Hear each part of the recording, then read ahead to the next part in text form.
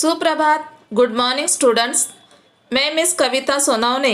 आज हम हिंदी सुलभ भारती कक्षा 8वीं इस किताब से दूसरी इकाई का दूसरा लेसन दो लघु कथाएँ यह पढ़ने जा रहे हैं, जिसके लेखक हैं हरि जोशी। बच्चों, इन दो लघु कथाओं में से पहली लघु कथा नींव यह हम पढ़ चुके हैं। अब हम दूसरी लघु कथा जीभ का वर्चस्व यह पढ़ने जा रहे हैं।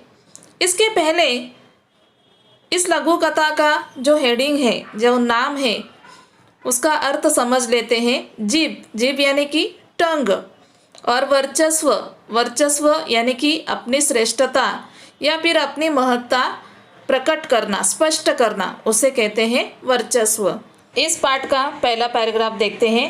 पंक्तिबद्ध और एकजुट रहने के कारण, पंक्तिबद्ध यानी कि सीक्वेंस में होना, पंक्ति यानी कि लाइन, एकजुट यानी कि एक साथ होना, रहने के कारण दांत बहुत दुस्साहसी हो गए थे। दुस्साहसी यानी कि ढीठ होना। एक दिन वे गर्व में चूर होकर जिह्वा से बोले, हम 32 घनिष्ठ मित्र हैं, एक से एक मजबूत। एक दिन वे गर्व में चूर होना यानी कि बहुत ज़्यादा घमंड होना, और वे जिह्वा से क्या बोले कि हम 32 घनिष्ठ मित्र हैं। घनिष्ठ यानी कि बहुत ज़्यादा गहरे मित्र हैं, और एक से एक मजबूत है। तू ठहरी अकेली, चाहे तो तुझे बाहर ही न निकलने दे। बच्चों, दांत अगर बंद कर दिए जाए तो जीभ बाहर निकल सकती है क्या? नहीं। तो इसी प्रकार की धमकी दांतों ने जिह्वा को दी कि तू अकेली है और हम चाहे तो तुझे बाहर भी न निकलने दे। जिह्वा ने पहली बार ऐसा कलुषित विचार सुना था। जिह्वा यानी कि जीभ, और उसने पहली बार ऐसा कलुषित मीन्स अपवित्र, बुरे विचार सुने थे। वह हंसकर बोली, ऊपर से एकदम सफ़ेद और स्वच्छ हो, पर मन से बड़े कपटी हो। यानी कि ऊपर से तो बहुत साफ और सफ़ेद हो, लेकिन मन से बहुत ही बुरे हो। कपटी यानी कि छल करने वाले, ऐसा जिह्वा ने उनको कहा। अब आगे बढ़ते सेकंड पैराग्राफ। ऊपर से स्वच्छ और अंदर से काले घोषित करने वाली जीभ वाचालता छोड़, वाचालता यानी कि बोलना, बकबक करना, अपनी औकात में रहे। हम तुझे चबा सकते हैं, यह मत भूल कि तू हमारी कृपा पर ही राज कर रही है। दांतों ने किटकिटाकर कहा। किटकिटाकर कहना यानी कि उसे बहुत ज़्यादा वे बोलने लगे। जीभ ने नम्रता बनाए रखी किंतु उत्तर दिया। जीभ ने नम्रता यानी कि वो शांत रही, लेकिन उसने उत्तर दिया। देखिए उत्तर क्या दिया कि दूसरों को चबा जाने की ललक रखने वाले, ललक यानी कि इच्छा, चाहत रखने वाले बहुत जल्दी टूटते भी हैं। यानी कि दूसरों का नुकसान करने वाले जो रहते हैं, वो उनका भी नुकसान होता ही है। सामने वाले तो और जल्दी गिर जाते हैं। और जीभ ने कहा कि सामने वाले जो दांत होते हैं वो तो बहुत जल्दी गिर जाते हैं। तुम लोग अवसरवादी हो। अवसरवादी मीन्स मतलबी, स्वार्थी। मनुष्य का साथ तभी तक देते हो जब तक वह जवान रहता है। वृद्धावस्था में उसे असहाय छोड़कर चल देते हो। सही है। देखिए ना, जब मनुष्य बूढ़ा हो जाता है तब उसके दांत एक एक करके टूट जाते हैं, गिर जाते हैं। यानी कि मनुष्य का साथ वे मरते दम तक नहीं दे पाते। लेकिन जीभ जो है, वह जीभ मनुष्य जब तक जिंदा रहता है तब तक वो उसके साथ रहती है।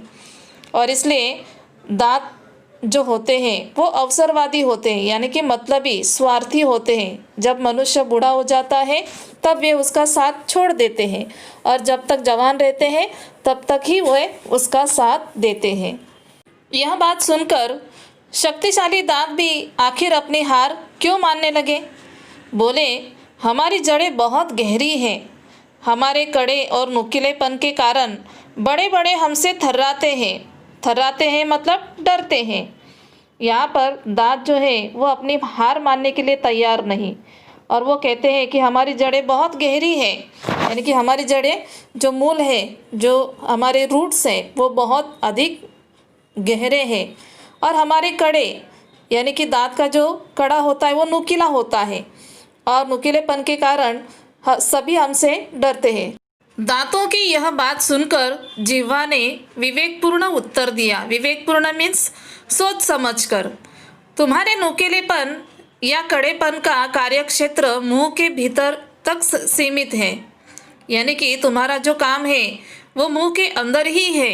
विनम्रता से कहती हूँ कि मुझ में पूरी दुनिया को प्रभावित करने और झुकाने की क्षमता है। क्षमता यानी कि ताकत।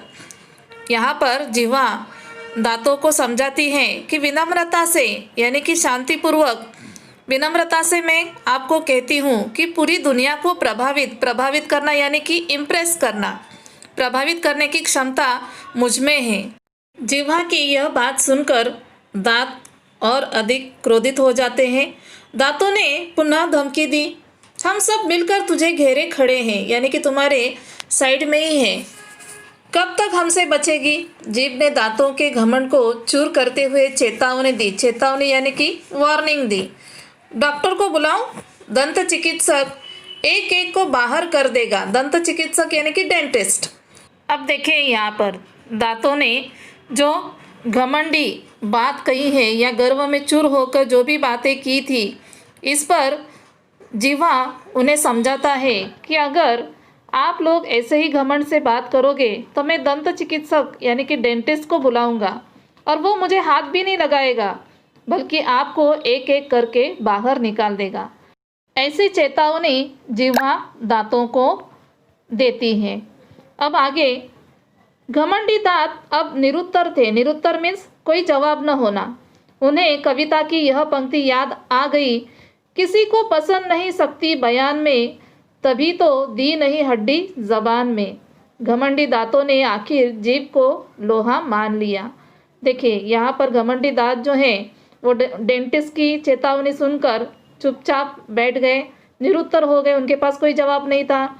और फिर उन्हें कविता की यह पंक्ति याद आ गई कि किसी को पसंद नहीं सकती, सकती यानी कि ज़बरदस्ती, बयान में यानी कि बोलने से किसी को ज़बरदस्ती नहीं कर सकते, तभी तो दी नहीं हड्डी ज़बान में, और इसीलिए तो ज़बान यानी कि जीभ में कोई हड्डी नहीं है। घमंडी दांतों ने आखिर जीभ को लोहा मान लिया, यानी कि अब घमंडी दांतों ने जिह्वा की श्रेष्ठता को स्वीकार कर लिया, यानी कि दांत ही श्रेष्ठ है ऐसा नहीं, बल्कि मुंह के भीतर जो जिह्वा है, जीभ है, वो भी महत्वपूर्ण है। और यह बात उन्होंने मान ली। इस प्रकार यहाँ पर ये लेसन समाप्त हो जाता है। बच्चों, इस छोटी सी लघु कथा द्वारा हमने यह बात सीखी कि घमंडी व्यक्ति का सिर हमेशा नीचा होता है, इसलिए हमें घमंड नहीं करना चाहिए, बल्कि विनम्रता से अगर हम रहे तो कोई भी हमारा मित्र बनता है, हमारा साथी बन जाता है।